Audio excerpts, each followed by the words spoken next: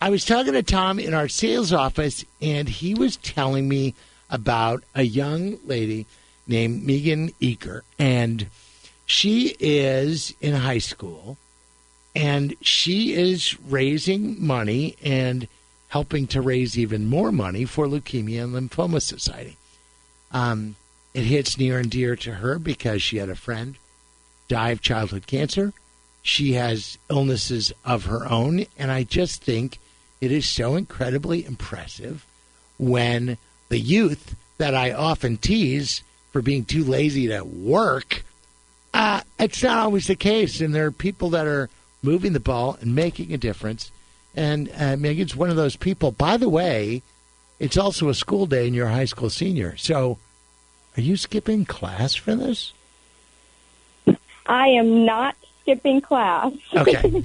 All right. I have already done all my work. It would be okay because you probably, are ready to just get out of high school anyway. What are your plans after high school? After high school, I'm looking to go into med school. So I've already started some classes, and I've taken the practice MCAT, and I'm really excited to hopefully be doing some of the research that I'm fundraising for. Oh, that's terrific. What a great plan you have. And I know somebody I'm going to hook you up with off the air that's a first-year medical student. No, Sabrina Genovese is a first-year medical student, okay. and that would be a great mentor for her. Like a matchmaker or something. No. All right, okay, just checking. So where do you go to school? I go to Fort Zumwalt East. Yeah. Well, I got kids, 2 boys that are about to go to high school. My girls are on the other side of higher education. Julie's got college kids.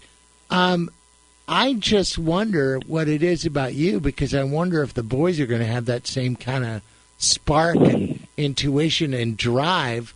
What brought philanthropy into a teenager's mind at that point where you'd want to do this as opposed to, dating?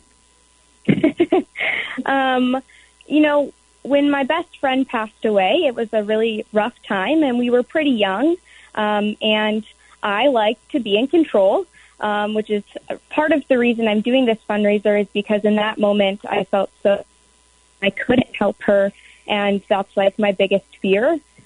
So when offered this opportunity, I kind of took it as a way to heal that part of me that just really wanted to help people.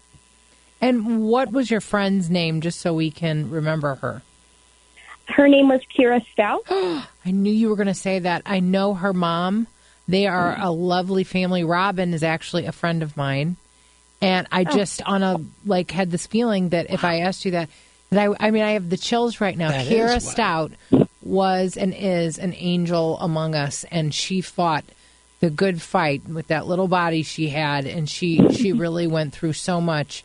But she was such a firecracker, and still, look at us talking about her many years later, and you're remembering her and honoring her in this way. That's just beautiful.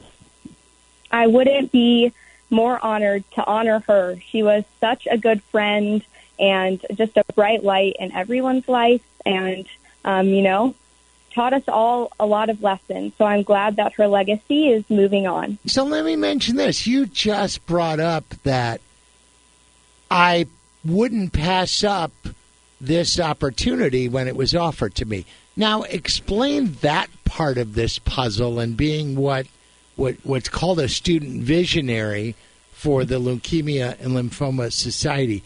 How did that begin, and what does that mean? So I was selected, I don't really know how, to be a visionary. It can be recommendations. There's some schools that have continual teams every year. So, but I'm independent, so I'm running by myself. I'm a new candidate, so I didn't get offered this by someone who ran last year. I actually got nominated by a board member of LLS who saw my leadership skills through, the big world and connections. And she sat me down and told me about the opportunity that I could have and how much I could do to help people. And so I was a little confused on how it all happened, but I said, you know what, if I can do something, then I'm going to do it. So I just accepted it kind of blindly. and I've been really learning throughout the process. Are you given the building blocks as to how to raise the funds and awareness, or is it, well, congratulations, you're the visionary, go out and get us some money and come up with some ideas? So I have a mentor through LLS, and he kind of guides me, but it really is all up to me. So he kind of gives me guidance on, hey, maybe run a social event or maybe post something on social media. But it was really up to me to decide how I wanted to independently fundraise for this. So yes and no, but I have learned a lot just kind of like winging it. And, you'd be surprised on how many people are just open to listening to me talk. And that's gotten me really far. So what are your ideas and how are you raising the money? So I've had a trivia night, and I've also had a few dine-out nights. I have a Facebook page. And honestly, I've just kind of been telling everyone I know. Just having a conversation with people about the change that I want to make and how I can do it. I think the Leukemia and Lymphoma Society is a really great non-for-profit, and they stand for a lot of great things. So I think people are just really willing to listen and hear me out on why I'm doing it, and that's gotten me most of the money that I've made.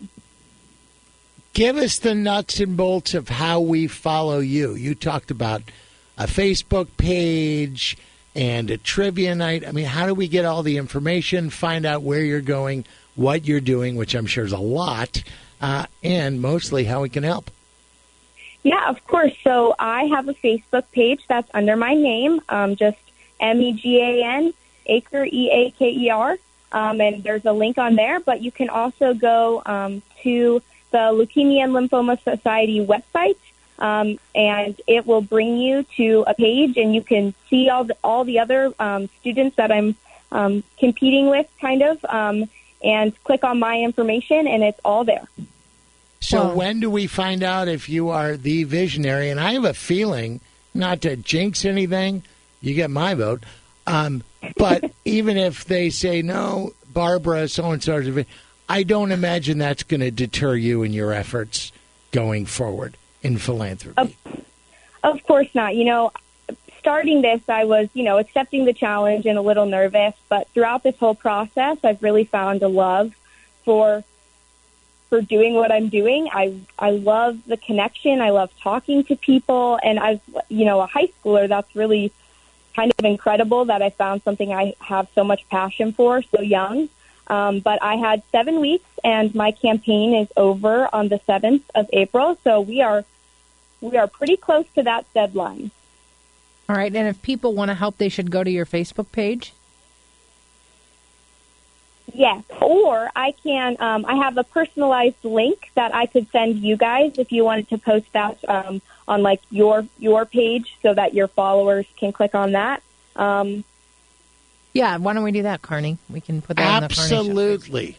Absolutely. Yeah, for sure. And how often do you run across people that know of Kiera and her legacy? I felt incredibly alone when she was really sick. And when she passed away, I still had that feeling of like, dang it, like this has happened to me and I'm all alone. And then I kind of realized that everyone in my circle was supporting me and knew about her. And I have conversations all the time where I'm talking about my best friend passed away, but was such an incredible fighter. And so many people have been like, Kiera Stout, and it's really incredible to see that happen. Yeah, it really is. And if you never got to see Kiera, you can Google her name, and it'll come up with Fox 2. They followed her journey, her incredible journey, and her incredible fight against cancer. And thank you so much, Megan, for doing all this hard work and remembering your dear friend and just doing stuff for people that you don't even know. I think it's remarkable. Thank you so much. I was gifted to have this opportunity, so I am so thankful that I can do this.